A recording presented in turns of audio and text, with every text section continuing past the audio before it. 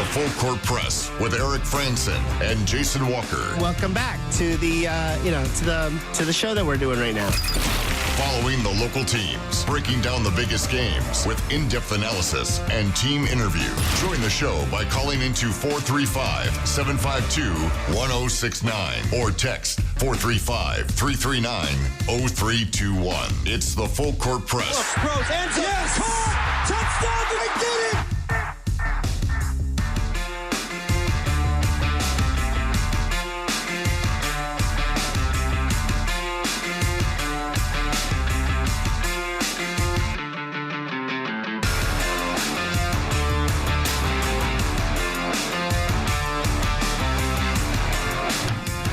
Welcome on in to the Full Court Press.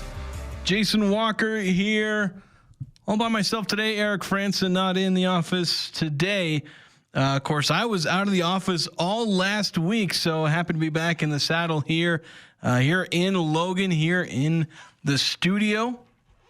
Of course, Eric's not here, but we've always got the Young Power Sports of Logan text line. Google Young Power Sports of Logan for Cache Valley's premier power sports service department, and you can text the text line at 435-339-0321. If you have any thoughts on what's been going on in the world of sports, got a lot of different things to cover. You've got Memphis trying to buy their way into the Pac-12. You've got a rebrand with a different conference.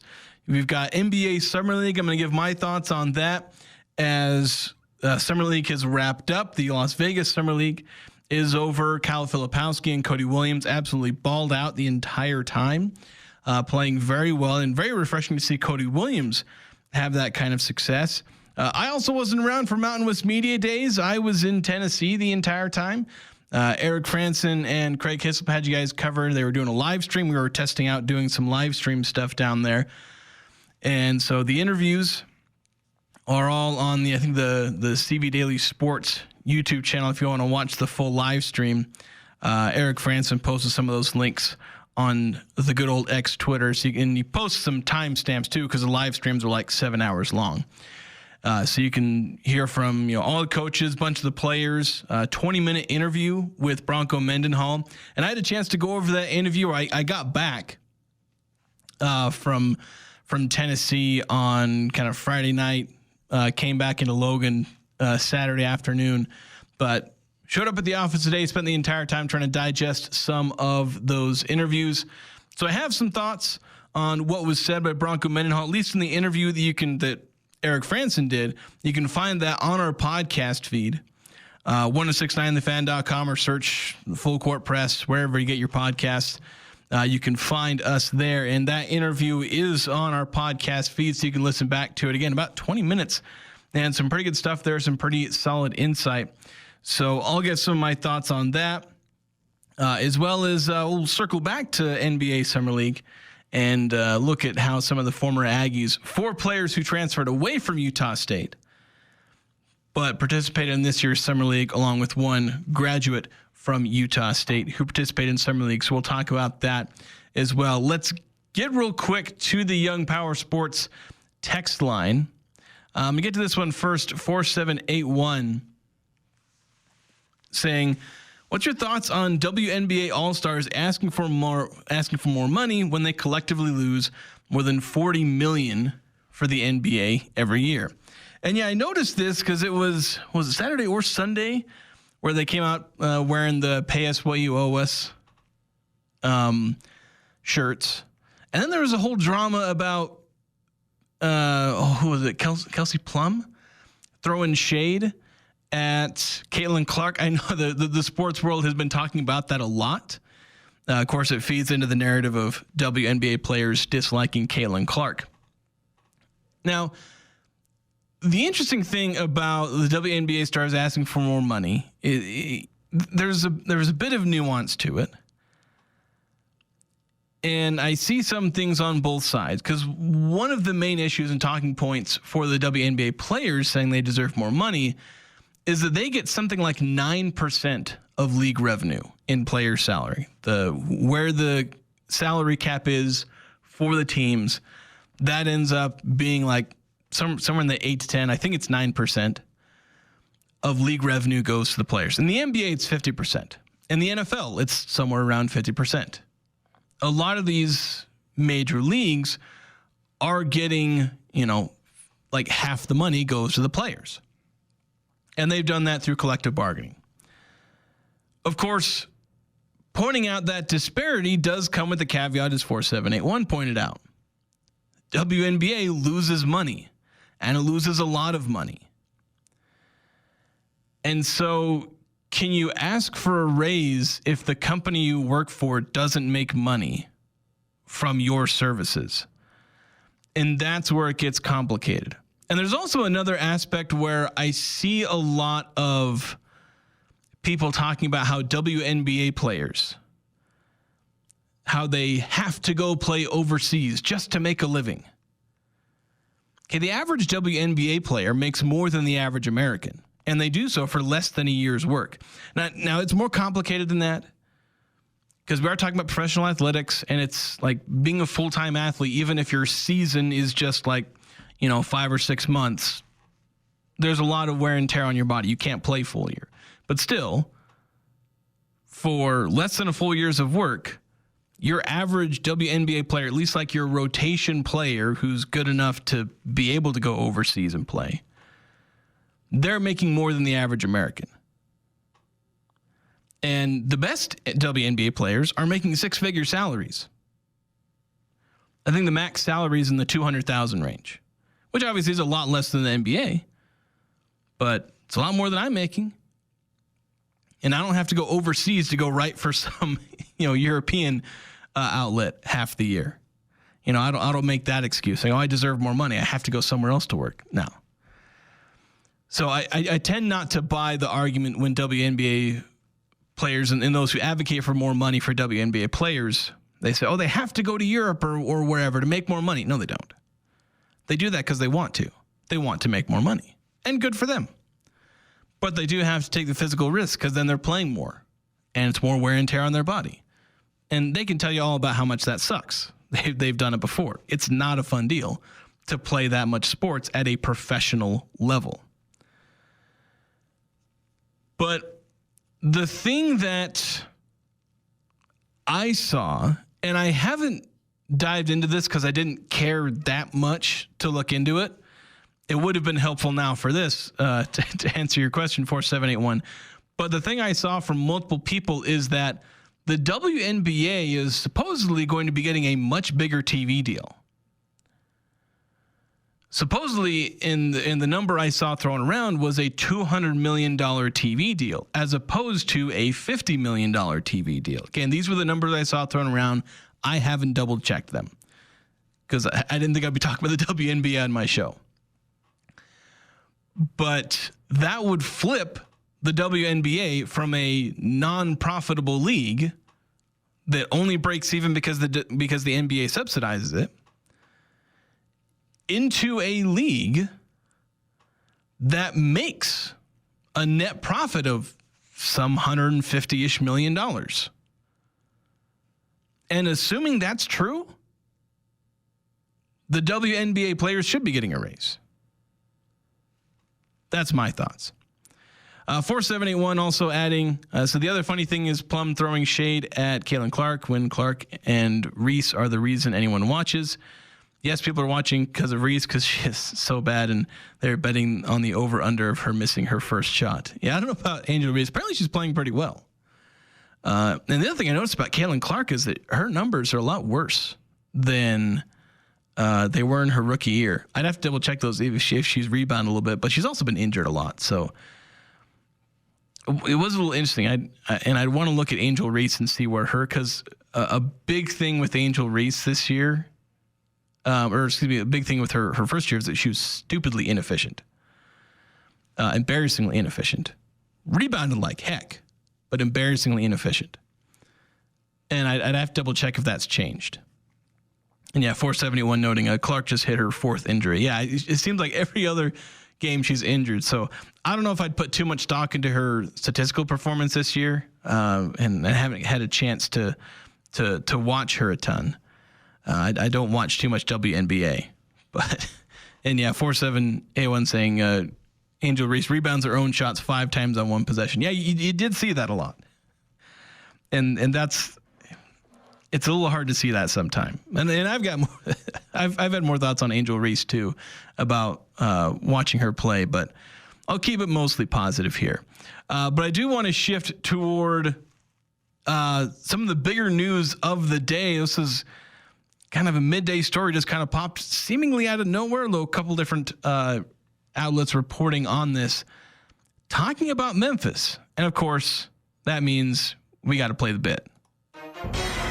We've got some significant breaking news tonight. We got some breaking news. The latest in conference realignment on the Conference Realignment and Expansion Show. That's right. Conference realignment news. Technically 2 bits of, one's not really realignment news, but 2 bits of conference news. Well, let's start with the smaller one. And that is that the American Athletic Conference is no more. It is now the American Conference. The American Athletic Conference basically removing the word athletic from their conference, which is funny considering we're talking about athletes. So apparently they're no longer athletic, but nobody else has athletic in their name. So it's fine. It makes sense. And in what a bunch of outlets reported as a sweeping rebrand, I saw that line across like 3 different reports, which basically means they all had the same source and they were all told what to say about the rebrand. Like, in order to get the scoop, you have to say it this way. It's a sweeping rebrand, and it's this and that, and it's, all these other talking points that they'll get handed so they can have the scoop. They're basically rebranding as the American Conference. They removed a word. They also introduced a mascot. I suddenly forgot his name, but it's an eagle. Fitting. But the American Conference now has a mascot, and it's no longer athletic. But it makes sense, though, especially like when you talk about, like I always call them the AAC, which is 1, deceptively hard to say, and 2, rings a little too close to the ACC. And a lot of times when I was just speaking fast, I'd probably accidentally say ACC. You could probably go back and find me doing that on accident. So they're rebranding, but one of the American Conference's schools, Memphis, tried to pay $200 million to leave the American. According to reports, I think Ross Dellinger reported this. I don't think he was the only one, but Memphis basically approached the Big 12 and said, look, we want to join the Big 12. And what they offered was a lot. They basically offered their soul. Like, when you look at all the different things that they offered. I mentioned $200 million. They basically said, we will pay you $200 million, like over the course of 5 or so years. So, and they also said, we won't take any, media deal or like, conference payouts. We won't take any of those. We'll pay you instead. So, again, the $200 million, which is like $3 million per school, I think is what the math came out to. $3 million per school in the Big 12. And, no conference payouts. And also saying that if by 2030, the Big 12 didn't think that Memphis was adding value to the conference, Memphis said, look, if you don't think we're adding value by 2030, just boot us out. No questions asked. And so, yeah, they offered their soul. They basically, kowtowed to the Big 12 and said, look, whatever it takes, we will pay you hundreds of millions. We won't ask anything of you. You can boot us out in 5 years if you think we're annoying. All of that just to get into the Big 12. The Big 12's response? Nah, we're good. And the whole thing from Memphis just reeks of desperation, but justifiable desperation. I don't want to make fun of Memphis for this offer. The fact that they could pull enough support from their fan base, their institution, and all that to legitimately offer this is impressive, one. But again, it goes to show just how desperately teams want to be in the Power Four conferences. Just whatever it takes. Like, because the Pac-12, when they were collapsing, Stanford and Cal desperately trying to get into the ACC. Oregon State and Washington State desperately wanted to get into the ACC or the Big 12. They got rejected. They still want to get into the Big 12. You still see Oregon State and Washington State fans desperately saying, hey, look, let's get into the Big 12. Because the Pac-12 is not seen as a power conference or autonomous conference. And it's unlikely to regain that status. It had that autonomous label stripped away as of August 2nd last year. And so there's just this massive desperation to do whatever it takes to get into a power conference. SMU is obviously a major example where they're not getting any conference payouts from from the ACC. And the Big 12 basically trying to buy their way in. Memphis trying to buy their way into the Big 12. And it fails. To me, though, when you look at it from a Utah State, Mountain West, Pac-12 perspective, to me, the biggest thing now is, does this potentially take down some roadblocks to Memphis considering the Pac-12?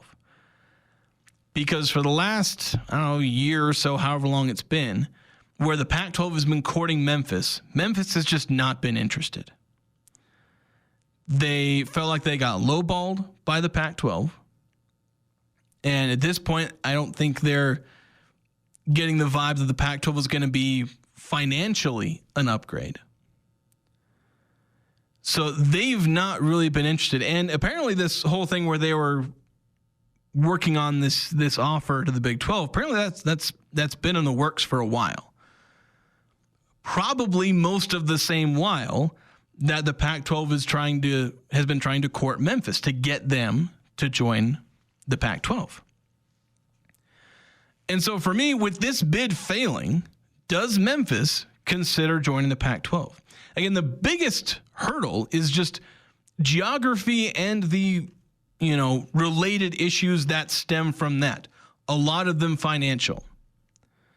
There's also the fact that based on what Memphis is getting in conference payouts from the American, it's unlikely to be a significant difference, positive or negative, in terms of conference payout.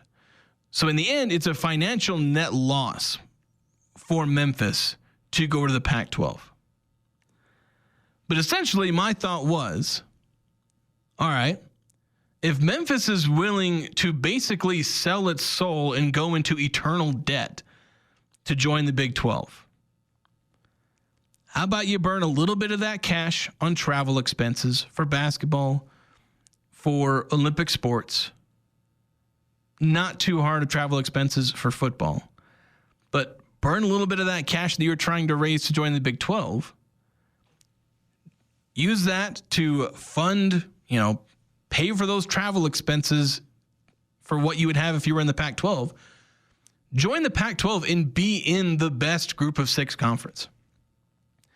Now, it would very much be a unsteady marriage because we know that Memphis is eyeing an invite to the Big 12. In the same way that UNLV is in an unsteady alliance with the Mountain West. UNLV has eyes for the Big 12. And mind you, if there was a death blow to UNLV's hopes to get into the Big 12, this might have been it. Because Memphis, who is better than UNLV in literally every way as a program,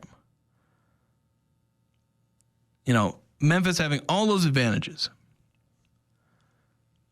they couldn't buy their way in with $200 million. What's UNLV going to do? They're $30 million in debt, or $20 million. I don't have the exact number off the top of my head, but they're tens of millions of dollars in debt. They're going to come up with $500 million to beg the Big 12 to come into Vegas, which is like, I think, barely a top 50 media market. Yeah, that's probably going to kill UNLV's hopes of getting into the Big 12. But if Memphis really wants to emphasize good strength of schedule in football and basketball and being a part of the undeniably best conference in the group of six for at least those two sports, it would be a worthwhile investment for money that they seem to have access to. You know, all that FedEx money. All that money that they have access to, they could potentially spend some of that on being in the best group of six conference. And then you could try and parlay that into joining the Big 12. Would it work down the line? Maybe, maybe not. Obviously, that would hurt the Pac-12, and the Pac-12 would be a little unsteady, but the Mountain West has been doing that dance for like 5-10 years with San Diego State and Boise State. And obviously, Fresno and Colorado State and Utah State eventually all leave. They all kind of knew that everyone was gunning to get to a bigger conference. But while it lasts, it would be great. And so I would say there's a higher likelihood now that Memphis joins the Pac-12, but I would ultimately say still really unlikely, especially in the short term, like next couple of years. But I think it would be a good idea for Memphis if they're willing to foot what would be higher expenses. They would lose money in joining the Pac-12. But it's an investment, and that's the key. And obviously it would help the Pac-12, so that's why I'd advocate for that. We're going to take a quick break here. We'll continue the conversation a little bit, but also shift toward Mountain West Media Days. Want to give some of my thoughts there. We'll get back to the Young Power Sports of Logan text line. Got a couple more texts coming through. Any thoughts you guys have about Mountain West Media Days, about Utah State football, or about anything? You know, I talked about the WNBA for 10 minutes, so whatever thoughts you have, feel free to text in 435-339-0321. We'll be back after this here on 106.9 FM, 1390 AM, The Fan. They can put your logo on it because that's what they do at the Logo Shop. They can put your logo on anything from pens and mugs to golf balls and clocks. The Logo Shop is also the place for your team shirts and uniforms. So if your team wants to look good, call the Logo Shop and order your team uniforms today. Colors, logo, and everything else looking just like you want it to. Get your team shirts and uniforms from the Logo Shop. Call them to get a bid or just drop by 40 South Main in Logan. The Logo Shop. Logo Stop. The Logo Shop.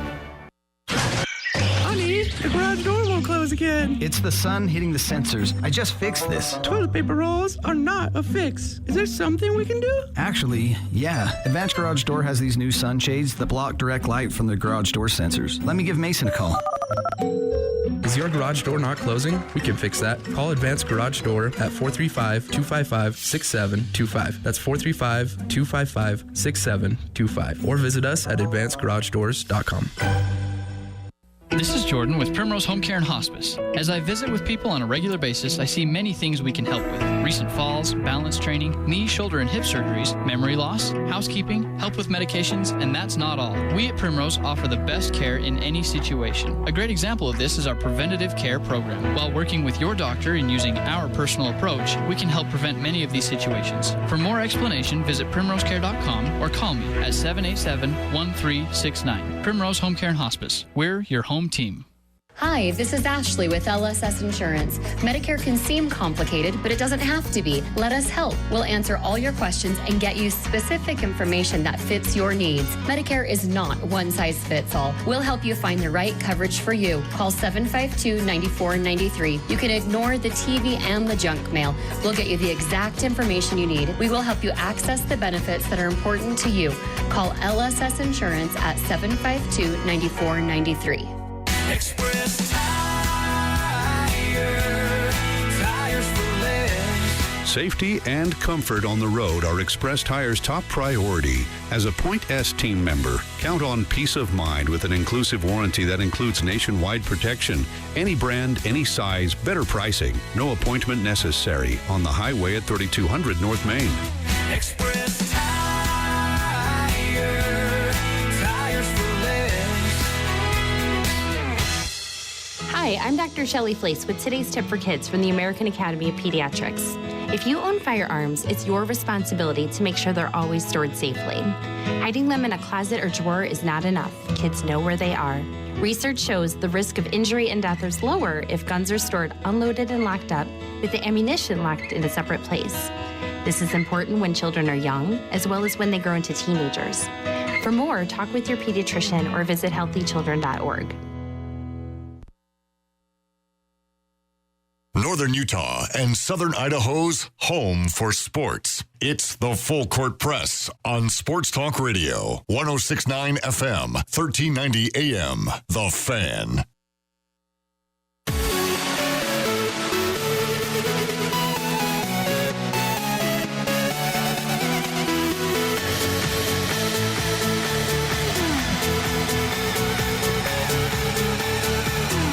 Mountain Valley Heating and Air Conditioning wants you to feel the love as they give away and install 5 new furnace and air conditioners to families in need.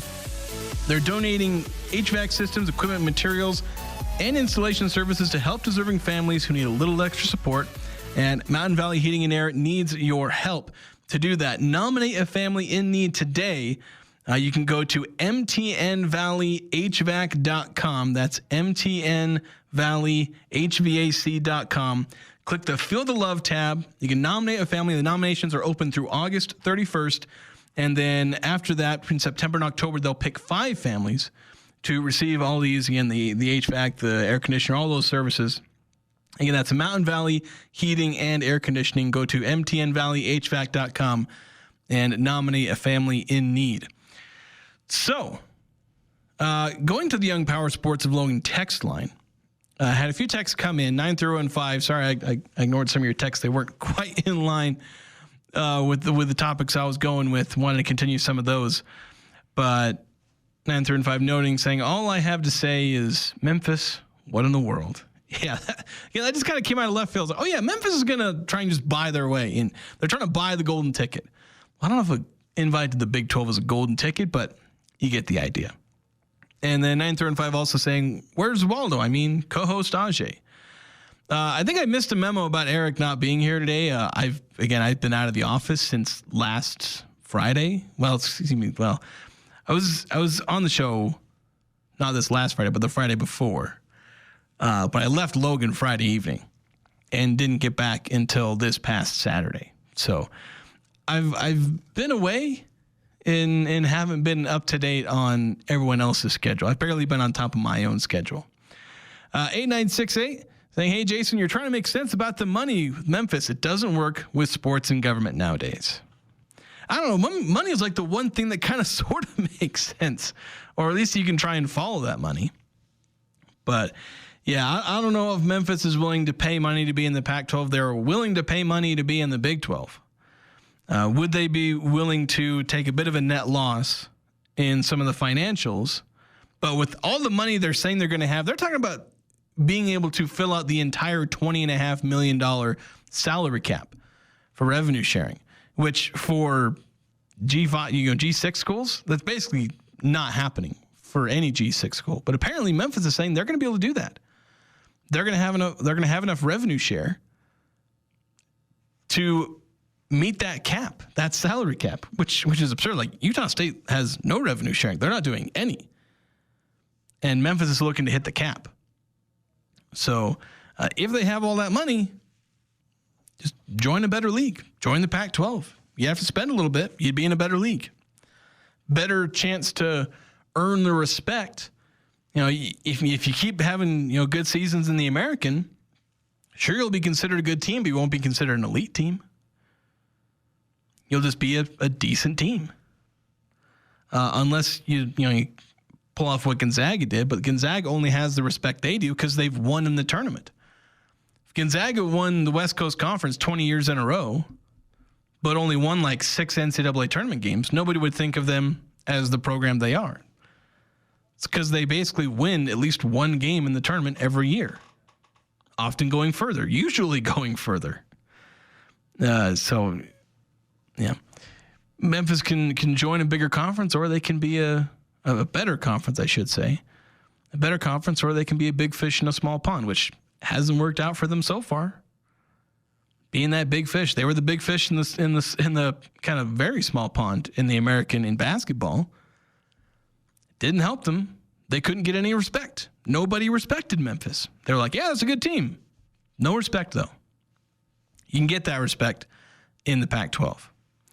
So shifting toward Utah State, looking at Mountain West Media Days, I had a chance to actually go back and listen to / read the transcript of Bronco Mendenhall's interview with us at Mountain West Media Days. I say us, and by that I mean Eric Franson and Craig Hislop. Going over his team, going over different things, and I've got an article in the works where I go over a lot of these details, add obviously my own thoughts and context and whatnot. The things that we learned, I'm a few days behind since I was in Tennessee all last week. But few different takeaways, at least from that one interview. I'm going to be going over the interviews that we did with, other Mountain West players, other Utah State players that were there. Look at, the Mountain West Network, their interview with Bronco Mendenhall and with Gabriel Iniguez and Bryson Barnes, who were both in attendance for Mountain West Media Days. I'll be going over all that. We'll have this out in the near future in written form. But just going over some of the things with Bronco Mendenhall, one of the things that has obviously already been reported is that, and so long as the spring portal window is around, spring practices are going to be closed for the Aggies. And I get that, and I've done a lot of defending of that, and I don't need to go over all the talking points.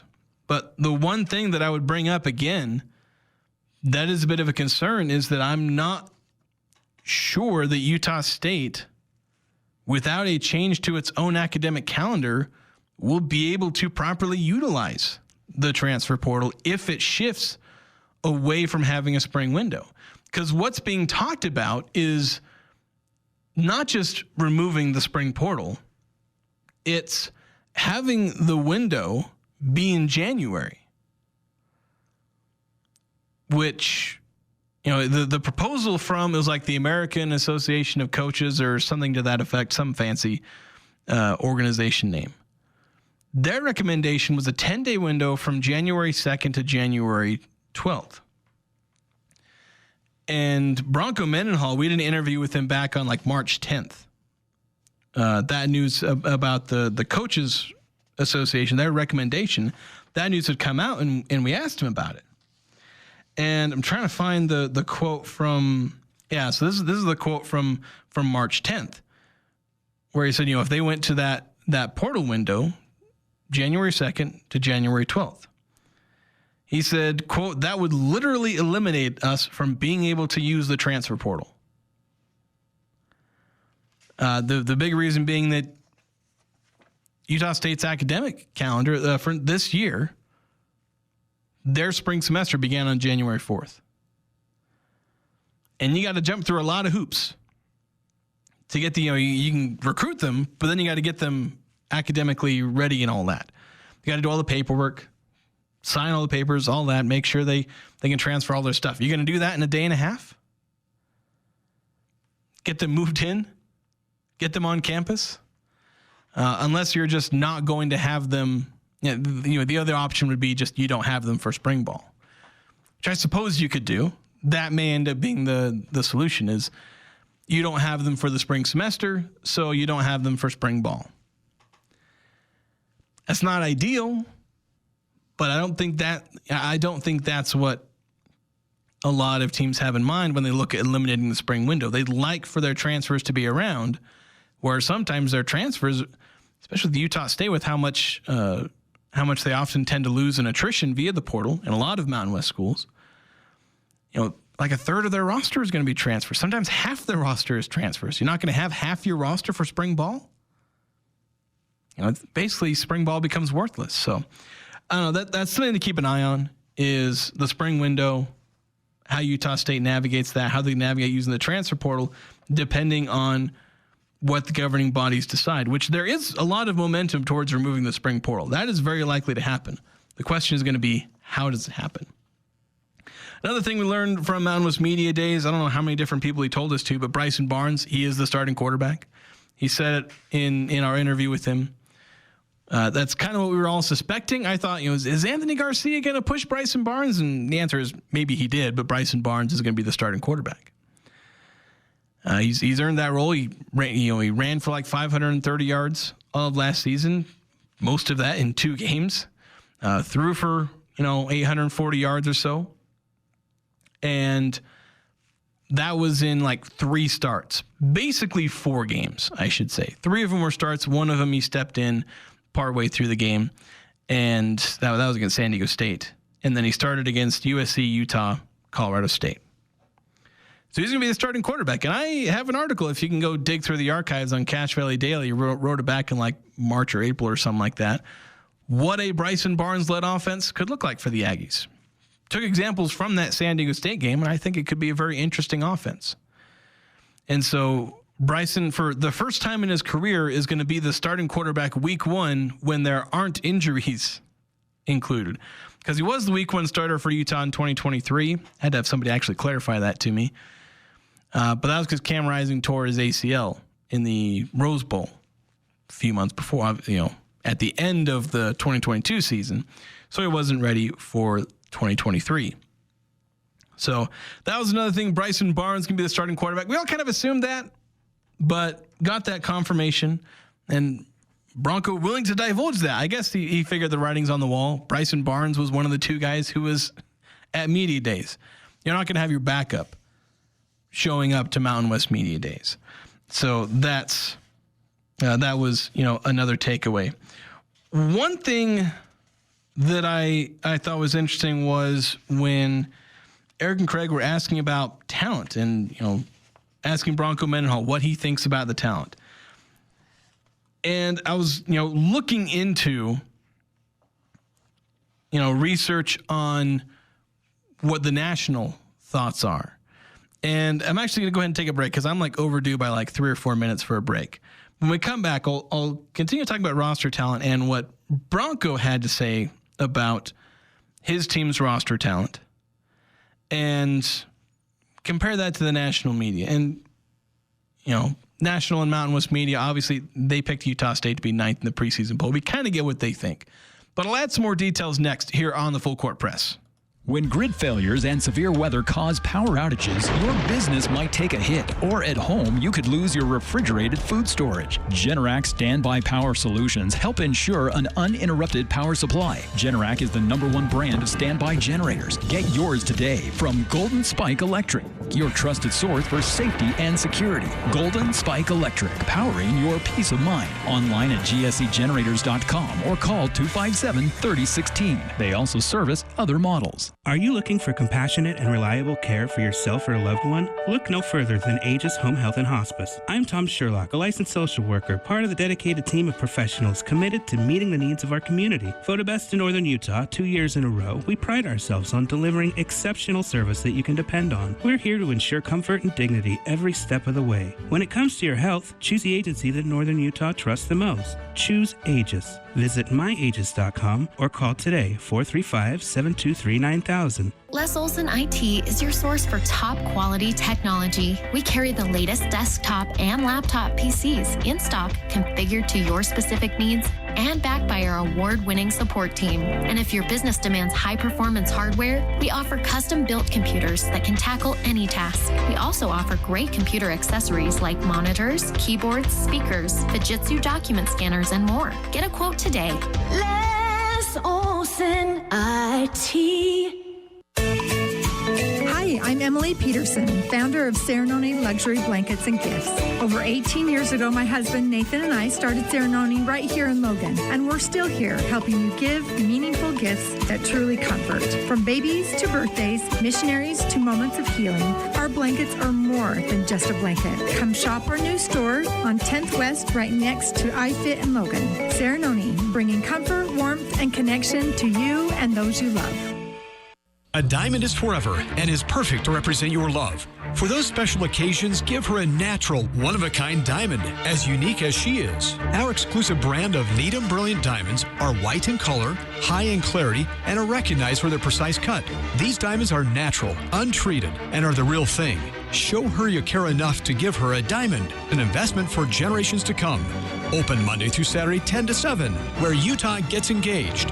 SC Needham Jewelers, middle of the block, at the sign of the clock. Make it 5 years in a row. Advanced Heating and AC is honored to be named gold medalist for the best of Northern Utah in the AC HVAC category. They thank you for your support and vote of confidence in their company. You have many choices when it comes to your home's heating and air conditioning system. Make sure you choose the 5-time gold medal winning company, Advanced Heating and AC. Call 752-7272 or stop by their showroom west of DI, online at advancedheating-ac.com.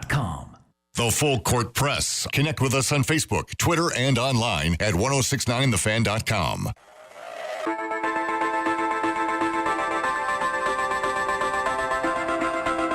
Young Power Sports of Logan has a brand new service center that can handle any make, any model, 100% of the time. The trained technicians know Can-Am, Kawasaki, KTM, Polaris, Sea-Doo, and more inside and out. They work with any brand, any model. They also have they've got the tools and experience to keep your ride in peak condition. Google Young Power Sports of Logan for Cache Valley's premier power sports service department. So I suddenly lost track of what I was talking about the roster talent. I almost lost track of the thing that I teased at the end of the last segment. But when I look at all the rankings from the national media, and you can even include the preseason poll in this, the Aggies picked 9th in the preseason poll. It's where they finished last year. They haven't done a whole lot, at least in the offseason, at least from a national perspective, and what we can tell to move them up in the rankings. But you look at SP+, the Aggies ranked as like a bottom 30 or close to bottom 30 team. Phil Steele, K Ford, all these national outlets, basically any national, 1 to 136 ranking I look at, they all have Utah State as a bottom 30 team or close to bottom 30. They're ranked, they're not in the top 100. So they're a bottom 36 team. And then I looked at 24/7 Sports or 247 Sports. I was like, all right, what do they think? And I hesitate to use them as like an authority because recruiting rankings are especially when you're getting to the G5, G6 level. The guys that are going to like Alabama and all that, they get scouted to heck and back. And Utah State's guys, they're lucky to have a rating. But I was like, okay, what the heck? Let me look at their rankings.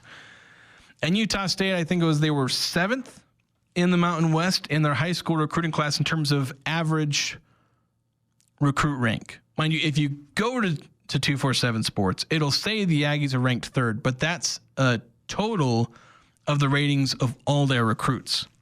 It's just an aggregate, which the Aggies just have more high school recruits. So, of course, they're going to have a higher rating. But if you look at the average rating, they rank, again, I believe it was 7th. Now, if you take that same thing, their average recruit ranking for the transfer portal, which is a little more important to this year, Utah State's high school recruits likely aren't going to make a big impact in their true freshman season. At least very many of them. You might get 1 or 2. And most of them probably will make an impact till their sophomore year, maybe their redshirt freshman year.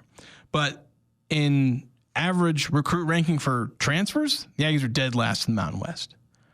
That's the viewpoint of the national media, is that Utah State was a team that went 4-8 last year, and according to their perspective, the Aggies had a terrible recruiting cycle, adding a bunch of nobody transfers and not a super robust recruiting class. That's their perspective. I don't necessarily agree with that, but that's their perspective. Bronco, he again, in his quote, he says, like, look, he talked about the kind of reference to the national media where he says, quote, I don't think that when folks see our roster, they'll see an overabundance of talent. Bronco agreed with that. I was like, look, when people see our roster, they're going to see a roster that they don't think is talented. But of course, Bronco goes on to say, look, I think we got guys that once they start playing, everyone's going to be like, well, what about that guy and that guy? Like, Bronco feels like there's a lot of players who are going to jump out once we finally get to see them, because spring ball has been closed. We might get to see them at fall camp. We'll see them at UTEP, or against UTEP, at home against UTEP. And when they start playing, sure, there's going to be some familiar faces. Bryson Barnes, Brock Lane, Ike Larson, Gabe Beniguez. There's going to be some guys that we recognize that are going to be making plays for the Aggies. But there's going to be a lot of new guys. Miles Davis, Javen Jacobs, Noah Avenger. A lot of different guys making two plays. The entire receiving core. Most of the defensive line. Most of the linebackers. Half the defensive back room. A lot of guys that, even though from a national perspective, everyone says, oh, Utah State's got a crap roster and they, were bad last year, so they're going to be bad this year. That's their perspective. But I do like a lot of the additions the Aggies have made, and I have confidence that Bronco Mendenhall, even though he's obviously in a hype mode, because of course he's going to talk about his roster, of course he's going to say, this guy's one of the best in the country, and this guy's one of the best in the country. I'm confident the Broncos not just lying straight up. And I think the Aggies have more talent than people are giving them credit for. Because, again, the credit the Aggies are getting is that their roster is one of the worst in FBS. And I don't think that's true. I think they have a solid roster. I think they have guys who can be playmakers. It's hard for me to know for sure because I haven't seen a lot of these guys. But when I looked, dove deep on a few of these guys, see how crazy athletic some of these guys are, look at some of the potential of these guys, put them into a system with Bronco Mendenhall where he is all in on building the foundation, I think that can lead to a decent amount of success. I'm not saying they're going to surprise the world and win the Mountain West. I'm not going to predict that. Even if it happens, I'm not going to pretend that I predicted that by pointing to this conversation. I just think they have more talent than people are giving them credit for. 9-5, saying the year USU won the Mountain West, we were placed 9th, so 9th is where we want to be. Yeah, that was a comment I saw a lot. The Aggies are picked 9th. At least that's happened in basketball. In football, it's been weird because they've been ranked whatever in like their division. I don't know if in 2021 I can't remember. Divisions were still a thing in that one, I'm pretty sure. Because they got in over Boise State and they faced San Diego State. Instead, I think the divisions had been gotten rid of by that point. So and it's hard, like being picked such and such place for like the first 10 years of the Mountain West. It was tricky because you were ranked within your division and received votes whether or not you would win your division. So it's kind of confusing there. 6391 texting saying, didn't the wide receiver room have a combined 8 or so receptions last year, not including the high school recruits? Jalen Royals, he was coming off of his elite year. Other than him, well, even then, because you're saying the wide receiver room this year has a combined. Oh, sorry, I misread that. The wide receiver room now have a combined 8 or so receptions last year. I wouldn't doubt if that's the case for this year because most of the guys I looked at have basically no receptions, or just straight up didn't play. 6391 saying USU winning the conference made the Mountain West drop divisions. Oh yeah, that's right. That is. They won they won and then they got rid of the divisions. Coincidentally, Boise State didn't make it in, so they had to change it. I can't remember if Boise State would have gotten in if they gotten rid of divisions. I don't think they would have, because like San Diego State was ranked when the Aggies played them, so they were clearly having a good season. But then 8968 Texas, I think the Aggies had a better roster than they showed last year. That's the thing, is despite not having Jalen Royals, among other players, and losing a lot on the offensive line, I wouldn't hesitate all that much to say I think this year's roster is better. I'd have to think about it. Maybe I have to squint a little bit because I might. Again, I say I wouldn't hesitate a ton. I'd hesitate slightly because that's the optimistic side of me kind of speaking. But I think this year's roster, and another point Bronco made is like even if it's not talent, he talks about what they're doing behind the scenes and the collective of the team being better. I think the talent might be better, but I think the foundation under them is going to be way better than last year. And I don't mean to dig at last year, the coaching staff, because they were put in an awful situation. It wasn't easy for them. But I think this year is going to be better in terms of the roster and their performance for a number of different reasons. All right, we got to take one more break. We'll finish things up, talk a little NBA Summer League, or we'll just get distracted by text. I can do whatever you guys want. We'll be back, finish up the show next here on the Full Court Press. Who do you turn to if you want to change out your wood or pellet stove? Advanced Fireplace and Stove. They were voted the gold medalist for Best of Northern Utah for the 5th year in a row in the fireplace retrofit category. Be ready when the government's next wood and pellet replacement incentives pop up. Advanced Fireplace can help you navigate the paperwork. For more information, call Advanced Fireplace and Stove, 752-7272. Online at advancedfireplaceandstove.com. While you're making memories this summer on the lake, in the mountains, or around the fire pit, Adams Wealth Advisors is here to help you plan for days to come. Adams Wealth Advisors loves being your trusted neighbor and believes that smart financial planning is the key to a life well lived. Whether you're nearing retirement or just getting started, let Adams Wealth Advisors build a plan that gives you peace of mind today and tomorrow. Google Adams Wealth Advisors for a free consultation today. Local roots, lifelong guidance. Bright green cars. That's the only thing you need to remember as you're driving down Main Street in Logan looking for Jarek's Fine Jewelry. Hi, this is Jarek. We have a lot of people comment on the bright green cars outside, and some even talk about the building, but the overwhelming responses come when they step inside. Jarek's showroom was created to offer an intimate, romantic setting for couples to enjoy their ring buying experience. Everyone is treated like a friend with no price negotiation needed. Make your engagement special. Make it Jarek's. Come see us at 930 North Main in Logan. Just look for the bright green cars. Mountain Valley Heating and Air Conditioning wants to help Cache Valley feel the love. Mountain Valley Heating and Air is giving away 5 fully installed heating and air conditioning units free of charge. Go to mountainvalleyhvac.com and help make a difference one home at a time. That's mtnvalleyhvac.com. Nominate prior to September 1st, 2025. See website for all details.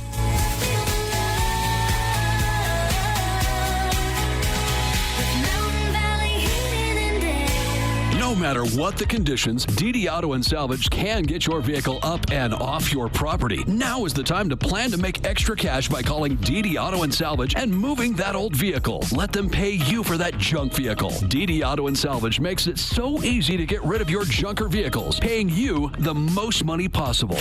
If you have metal, DD Auto and Salvage in Logan wants to pay you today. Call 787-1204. That's 787-1204 today. See store for details.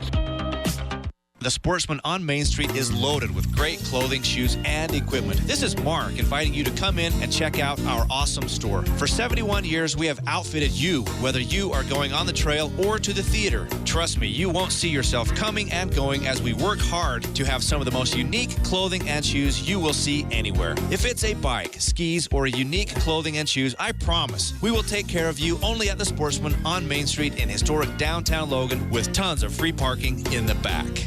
Talking the sports you care about. The Full Court Press on Sports Talk Radio, 106.9 FM, 1390 AM. The Fan.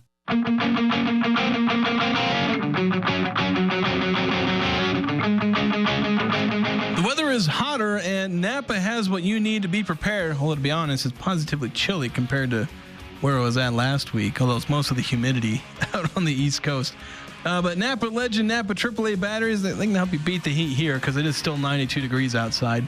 You get a $25 rebate on Bosch lithium-ion batteries, and Napa can test your battery, make sure you actually need one so you can be sure you're spending your money wisely. You get fuel treatments from Standardine, Howes, Seafoam. It's all on sale for $8.49 a can. Mention this ad that you heard on the Full Court Press or on 106.9 The Fan. You can get Napa 15W premium diesel oil for $11.99 a gallon, cash and carry only. All that and more at your locally owned Preston of Providence Napa Auto Parts locations. Don't have the time to get into Summer League and talk about it the way I want. We have a couple more texts on the text line, so we'll get to those and finish off the show here on The Fan. 6391 saying 9-3 ceiling, 5-7 floor, likely 6-6. Talking about this year's Utah State football team, and I'd say the floor is more 4-8. because I don't want to be optimistic enough and say that 5 wins is the floor. Because things can still not go super great for the Aggies. The roster may not be as good as we hope.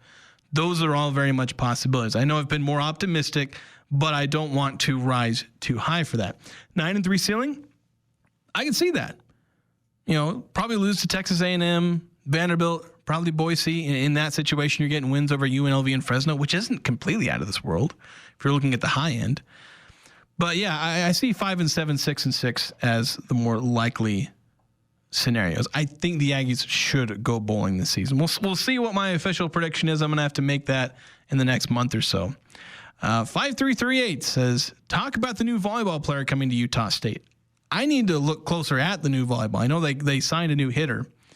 But I need to look into that. And we also need to have Rob Nielsen on the show, which that reminded me that I need to do that. We need to have him on the show and maybe have him talk about his new roster. But that's going to do it for us today. Thank you so much for listening. We'll be back tomorrow to talk more local sports, dive further into some of these topics. Until then, have a great evening. I'm Dan Patrick, and this is Above the Noise. NBA Summer League is fun, but it's basketball in July. Highlights and hype, hot takes. So let's take a breath before we crown the next superstar. Every year, somebody goes for 30 points, and we convince ourselves we found the next hidden gem. Back in 2007, Marcus Banks dropped 42. Von Wayford, same summer, same scoring outburst. Neither sniffed an All-Star game. Just 2 years ago, Marcus Sasser poured in 40. Today he's a role player in Detroit. Summer League is a proving ground, but not the proving ground. It's a place where second-rounders get touches. Rookies shake off rust and coaching staff test lineups. That probably won't see the regular season. So enjoy it all. And just remember, success in July doesn't guarantee anything come October. If it did, Marcus Banks would be in Springfield by now. So watch with curiosity, but leave your crystal ball at home. I'm Dan Patrick, and this is Above the Noise.